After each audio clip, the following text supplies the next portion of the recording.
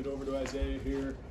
First, let's give a thanks to Joey Wagner for putting all this together, please. We talked about this for a while, so it's great that we can honor an athlete who really helps us do our jobs. Joey really pushed for this, so I'm glad we can really honor a legend in Loren Tate in doing so. But I couldn't think of a better inaugural winner than Isaiah Williams. Some of us have been covering him since he was 15 years old, and he's always acted like a pro, man. He's made our job easy, and I know it's not easy on losses, coaching changes, all of that, to get up in front of us and deal with some of our questions and prodding, and you've always acted respectful and given us real insight into the program, which has really connected you to the fan base and the fan base. Some knowledge of what is going on in the program, and most of all, share your great inspirational story, which is all we want as media. And hopefully, in return, Isaiah, we've told your story, you've trusted us with that story, and we've told it well and accurately. So, sure. Can't thank Isaiah enough, and congratulations on being the number. Thank you. One question. Isaiah, you can just leave that on the table. Okay, Don't pick it up. Isaiah, congratulations. Thank you. Way to go. Way to go. This is the old and the new, right here. How about that? Okay. All right, gentlemen, looking right This here. guy deserves a lot of credit. There's a quarterback, right? Loren right here.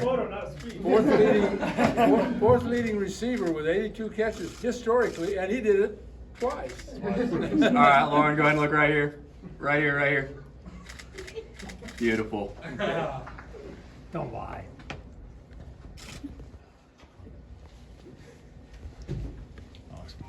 All done? Yeah, I got one question.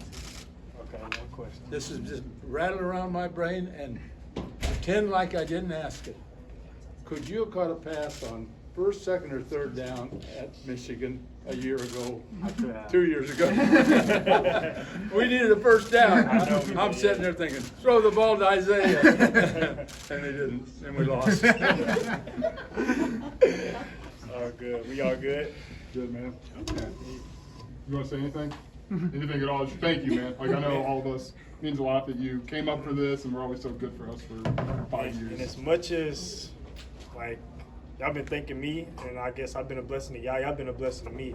You know, just putting my story out there, even having an opportunity to talk to y'all. Like, I done grown so much, even the way, like, I communicate with people, just having to go through all that training, having to go through, I mean, all these years we've been through. So, man, I appreciate y'all. I thank y'all for what y'all have done for me, first and foremost, in my growth. So, appreciate y'all, man.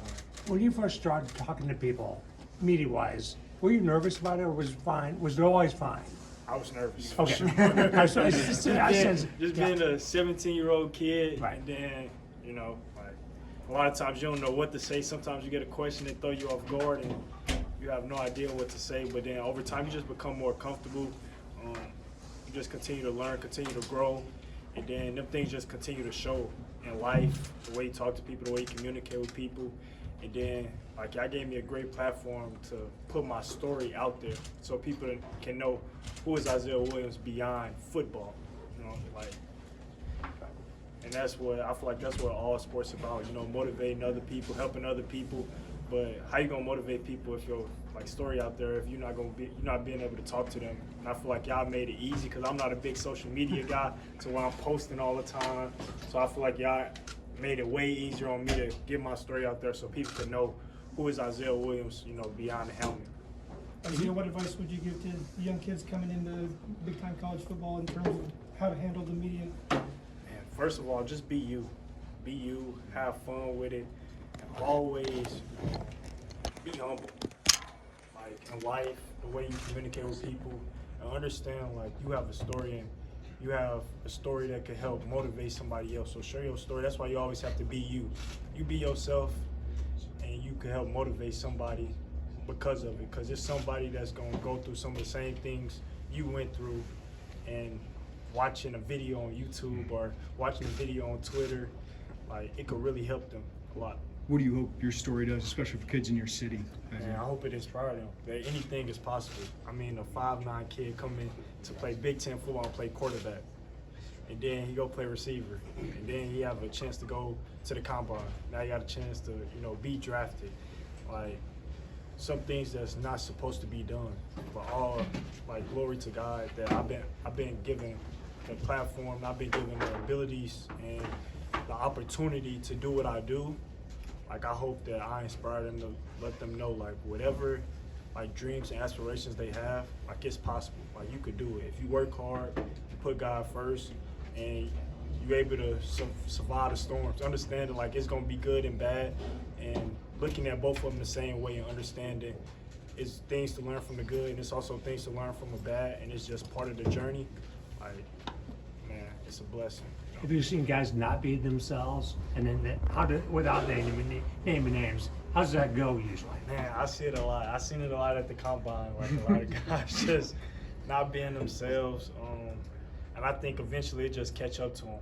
People start to notice they fake, and don't nobody like nobody that's fake. Everybody want to be around somebody that's authentic, even if it's like they not the best person to be around, but they authentic, they them, they themselves. Because I feel like eventually, who you really are gonna show. You know what I'm saying? So you might as well always just be you. Yeah. You look back at the last couple years in Illinois, what are you gonna remember most about that time? Man, the brotherhood, the bonds that I made with people, and who I became. And I'm so thankful for this place because the man I have become because of this place. Everything didn't go good. It was ups, it was downs, but all them things made the journey worth it. All them things made me a better man because of it. All them things helped me handle like things to come.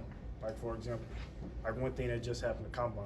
Didn't run the best 40 time, like something that I know I'm way better than. But the things that I learned at Illinois, the things that people taught me, I'm able to handle them things. Like them things don't bother me no more. Them things only gonna make me stronger and make me better for what's next. So, and if it wasn't for Illinois, like I don't know, like this place really home, like this home for me. What's next for you? What's between now and the draft? What are you doing here? Training, so pro day, gonna compete again at pro day, and then after that, probably take a week off, let my body recover. Been through a lot, body wise, mentally, take some time off, go hang out with family, have fun, and then from there, you know, start getting back to football training. You know, we've been training for the Olympics for like 2 months, so get back to football training, and you know, just enjoy this time, like have fun with it, but also don't lose sight of the vision and the goals that I have for myself. What's the process been like? Man, it's been tough. I done made a lot of growth though. You know what I'm saying? But it's been tough. Like for me, it was kind of lonely. It was my first time where I'm just by myself. But luckily, I had guys like Tip. I kind of like me and Tip were real close during that time. We was training with each other, but I was lonely. Like it was my first time away from like my guys that I always hang out with, like Keith, Miles, Griff, Shaman, like my closest friends. First time away from them, away from family. And I'm just training, but I kind of leaned on Tip, and man, we grew a great bond from it. Where were you at? Where were you training? X3 in Fort Myers. Okay. Fort Myers, Florida. Yep. What feedback have you been given, if any, yet to where things might go for you? Yeah, that's the thing. I have no idea. I've been like, biggest thing is just like this last little pro day, make the most of it, see where it go. But then from there, like, I've been meeting with teams. A lot of teams seem interested from the talks that we have. But other than that, I have no idea where it's gonna go. But I mean, wherever I end up, I know like I'm gonna do everything I can possible to make sure I make that team, regardless when or where. Obviously, you have a lot on tape from games and whatnot. Well, what can Pro Day do for you? Give me another opportunity, you know, to run the 40, put my true speed out there. Also, you know, give me one last time to, you know, run routes in the facility, like in front of my peoples, and then, you know, just have fun with my brothers. As far as the draft goes, I don't know how much it will help, but as far as like me doing it one last time in the University of Illinois uniform, like it's gonna mean a lot to me personally. So that's why one thing I wanted to make sure I did, you know, Pro Day, because it's my last opportunity. So just doing it one more time with Casey, John Patty, whoever running routes like with us, like one last time to do it on the field. in front of our people. It's like it's gonna be a dope experience. How close are you to coming back here for another year? Did you think about it pretty seriously, or Yeah. kind of where were you on that? Very close. Okay. Very close. Kind of thought about coming back a lot, but at the same time, it's like, man, it's a game of football. Getting older, you know, have film out there. I always wanted to play in the NFL. Put some great film out there, and I was just like, you know what, like, it's never gonna be perfect. Like, so I'm not about to wait for the perfect moment. I feel like me coming back was me like, you know what, like, oh, it gotta be perfect. Like, I gotta be known as like the first rounder, the guy. It's like, you know what, like, it's never gonna be perfect. You don't put tape out there. I believe in my abilities, so you know what, I'm gonna go out there and then, you know, see where it take me. So that kind of that's what it kind of played into it. Just understand, like, I'm getting older, and I always wanted to play in the NFL, and I felt like this was like the best moment. And I feel like it's never a perfect moment. So coming back another year, waiting for that perfect year, just. Saying, how did you